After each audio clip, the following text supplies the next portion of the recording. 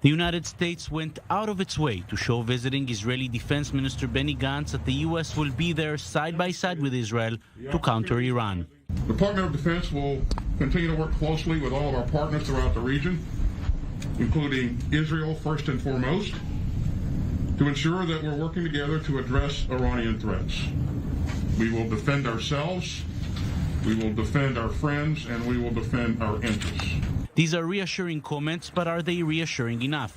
While the U.S. is still hoping for a diplomatic breakthrough and is putting a greater emphasis on other areas on the globe, Gantz is conveying a message that for Israel this is far more urgent. Israeli sources say Gantz updated the American administration that Israel is already preparing for a military strike on Iran.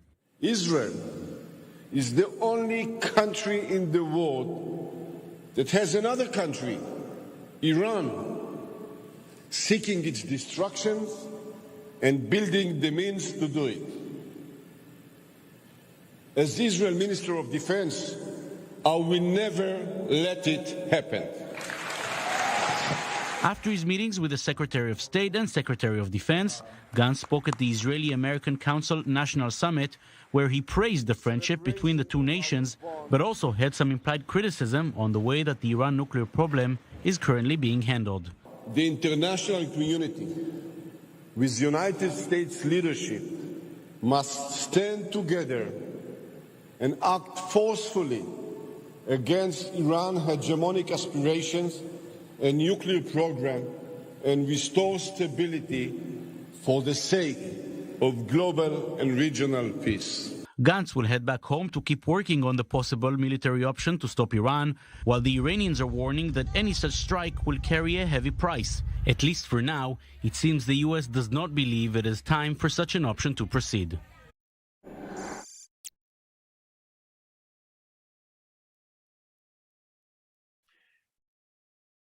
Latest news regarding Iran. Headliner: United Kingdom tells Iran it has last chance to present serious resolution to nuclear deal. Dated December 12th, 2021.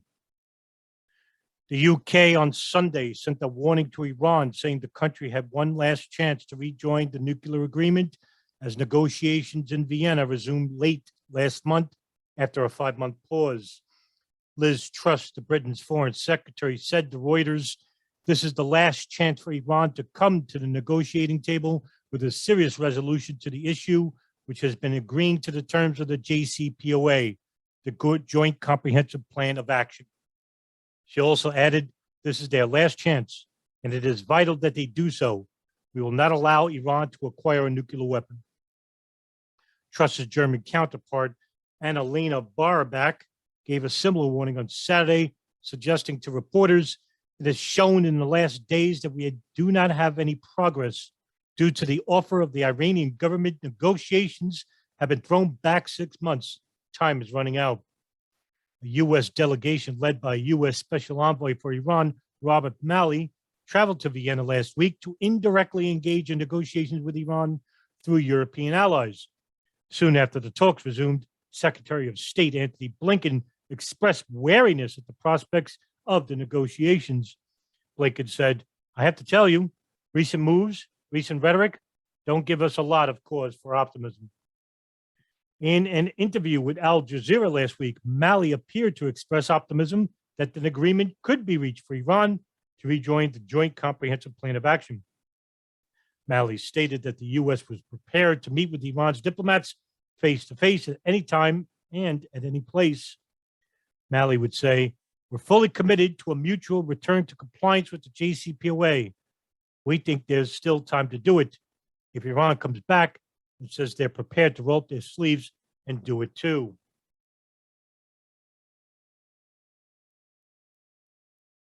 Headliner, Jerusalem Post, dated December 11, 2021. Defense Minister Benny Gantz presents Iran attack timeline to U.S. officials. Defense Minister Benny Gantz updated American officials that he has set a deadline for when the Israeli Defense Force will need to complete preparations for an attack against Iran. The Americans did not voice opposition to the Israeli preparations when presented with the date, by Gantz on Thursday, a senior diplomatic source said the following day. There was no veto. The IDF has intensified planning for an attack against its archenemy. Last week, American sources revealed that Austin and Gantz were expected to discuss joint military preparations, and a report on Khan said that the IDF was planning a massive mock strike aerial drill for this summer.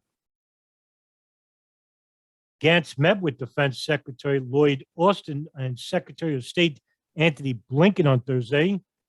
The conversations focused mainly on Iran and its continued pursuit of nuclear capability, but some of the U.S. officials also brought up Israeli settlement activity and they're concerned that building in the West Bank will block a future two-state solution. Jerusalem consulted with Washington on two previous strikes on Iran, one in June against a facility producing centrifuges in Karaj, and another on a missile production site outside Tehran, the New York Times have reported. U.S. President Joe Biden asked his National Security Advisor Jake Sullivan 2 months ago to review plans to attack Iran if diplomatic efforts fail, as well as the possibilities for increasing sanctions, according to the Times. That leak comes as the U.S. and Israel are increasingly at odds in their evaluation of the Iranian threat. Israeli officials continue to be deeply concerned that in the recently resumed negotiations in Vienna, Washington will seek an interim deal lifting sanctions on Tehran while insufficiently restricting its nuclear program.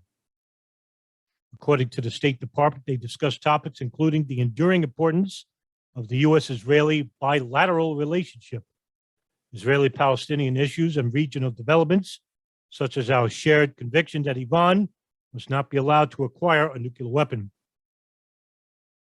According to the Foreign Ministry, Lapid told Blinken that even if there is a return to negotiations, sanctions on Iran must not be lifted. The money the Iranians will receive will reach our doorstep in the form of terrorism and missiles. The conversation was warm, productive, and open, Israelis MFA said in a readout, and included topics such as joint efforts to stop Iran from becoming a nuclear threshold state, Minister Lapid's visit to Cairo, the arrival of new U.S. Ambassador to Israel, Tom Nides, and expanding the circle of peace. State Department spokesman Ned Price commented on Thursday on U.S.-Israel discussions of alternative ways to counter the Iranian nuclear threat if negotiations in Vienna collapse. I would want to speak to what we might be contemplating if the path to diplomacy toward a mutual return to compliance isn't viable in the near term, Price said, but we are discussing those alternatives. Gantz addressed the Israel-American Council Summit in Miami on Friday, saying that Iran is a great threat to Israel, but first and foremost, to the world. Gantz would go on to say, this is why the international community with U.S. leadership must stand together and act forcefully against Iran's hegemonic aspirations and nuclear program, and restoring stability for the sake of global peace, he said. The consultations in Washington were excellent, the defense minister went on to say. They included ways to ensure Israel's qualitative military edge in the Middle East.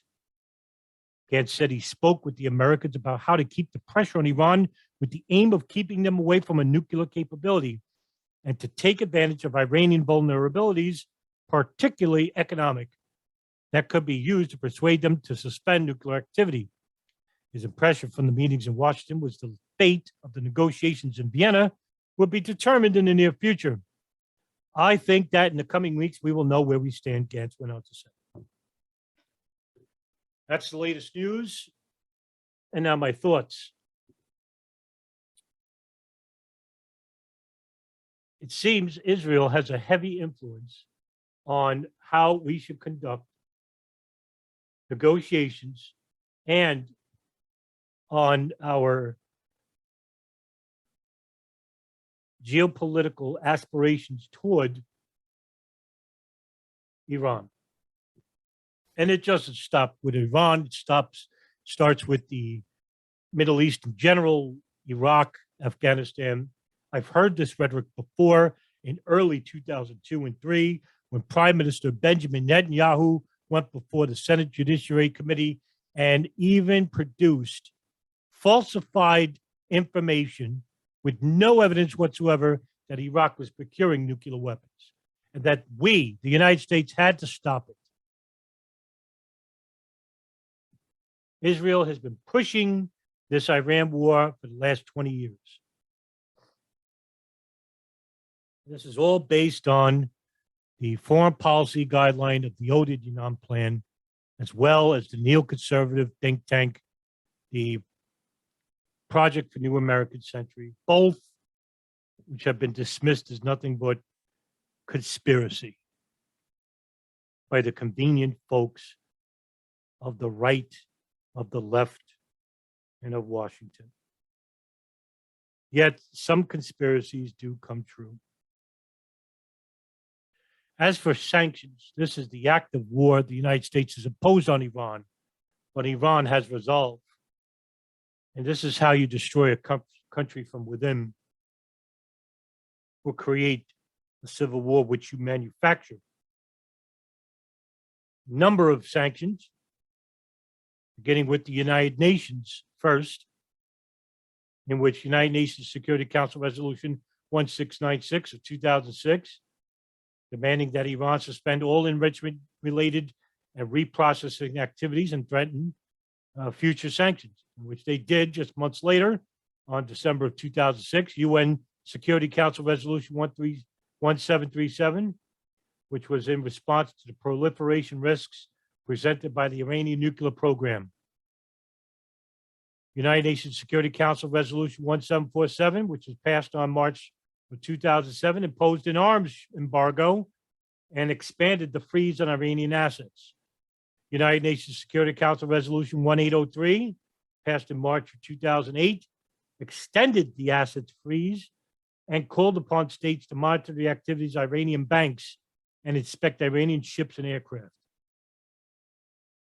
United Nations Security Council Resolution 1929, passed in June of 2010, banned Iran from participating in any activities relating to ballistic missiles and tightened the arms embargo, travel bans on individuals involved with the program, and froze the funds and assets of the Iranian Revolutionary Guard and Islamic Republic of Iran shipping lines.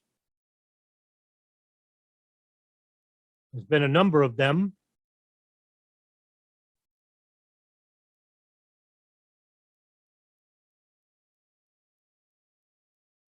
As for the United States, well, I mean, the United States has imposed an arms and a total economic embargo on Iran, which included sanctions on companies doing business with Iran, an absurd notion, a ban on all Iranian origin imports, sanctions on Iran's financial institutions, and an almost total ban on selling aircraft or repair parts to Iranian aviation companies. Yet we have no problem selling military armaments to the greatest exporter of terrorism in the world, Saudi Arabia, whom, by the way, is in the middle of the largest humanitarian crisis, thanks in part due to the United States selling them military weapons in Yemen. A license from the Treasury Department is required to do business with Iran. And of course, in June of 2011, the United States imposed sanctions against Iran Air, a Tidewater Middle East company, which runs 7 Iranian ports, stating that Iran Air had provided material support to the Islamic Revolutionary Guard, which is already subject to UN sanctions, and that the Tidewater Middle East is owned by the Iranian Revolutionary Guard, and that both have been involved in activities including illegal weapons transportation. Now, isn't that something?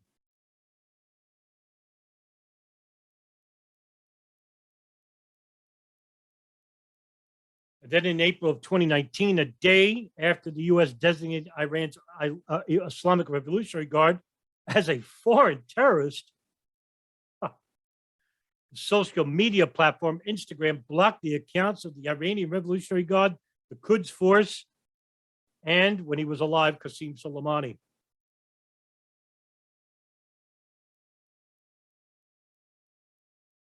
And viral media is not bought and paid for by the state. You may believe that.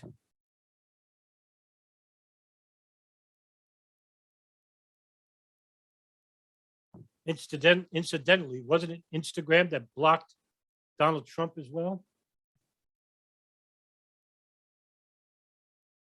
So if you really want peace, it's not going to come in the forms of bombs and bullets, but rather by reasonable, rational, moral men who consider war the front lines of the weak. And we don't need to listen to Israel, who all they are is just a small brother who can't fight on their own and need Big Brother, the United States, to do the dirty work for them. Well, I say the hell with that. We need strong men, not weak men. And we need leaders, not followers. And in Washington, D.C., we're lacking in both.